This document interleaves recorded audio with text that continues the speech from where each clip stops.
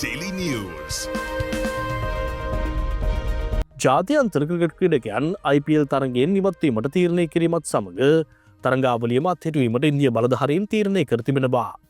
උග්‍රවන ඉන්දු පකිස්තාන් ගැටුම් නිසා ඉන්දියාවේ සිටින ඕස්ට්‍රේලියානු ක්‍රිකට් ක්‍රීඩකයන් නැවත ඕස්ට්‍රේලියාවට හෝ ඩුබායි වෙත පැමිණිය හැකි බවයි වාර්තා වන්නේ. ඉන්දියාව තුළ ඇති වී තිබෙන අනාරක්ෂිත තත්ත්වය හේතුවෙන් ඊයේ දිනේදී තරග රැසක් අත්හිටුවා ඇති අතර ඉදිරි තරග පැවැත්වෙන ස්ථානය තවමත් තීරණය කර නැහැ. විදුලිය නැහිටීමක් හේතුවෙන් පංජාබ් කිංස් සහ දිල්ලි කැපිටල්ස් අතර පැවති තරගයද කල් දමා තිබෙනවා. ඉන්දිය ක්‍රිකට් මණ්ඩලයේ ලේකම් දේවජිත් සයිකාක් පවසන්නේ සෑම ක්‍රීඩකයෙකුගේම ආරක්ෂාව හා සුවපහසුව පිළිබඳ සෑම වගකීමක්ම ඔවුන් සතු ඇති බවයි. පාකිස්තාන් සුපර් ලීග් තරගාවලියේ ඉතිරි තරග එක්සත් අරාබි එමිල් රාජ්‍යයේ පැවැත්වීමට තීරණය කර තිබුණද තරග කාලසටහන් තවමත් තහවුරු කර නොමැති බවයි කියා සිටියේ. මේ අතර ක්‍රිකට් ලෝලියකු මාධ්‍යයට පවසා ඇත්තේ ආරක්ෂක හේතුන් මත තරගය අත්හිටුවා ඇති නමුත් පියුත්තේ ඔවුන් නොව පාකිස්තානය බවයි.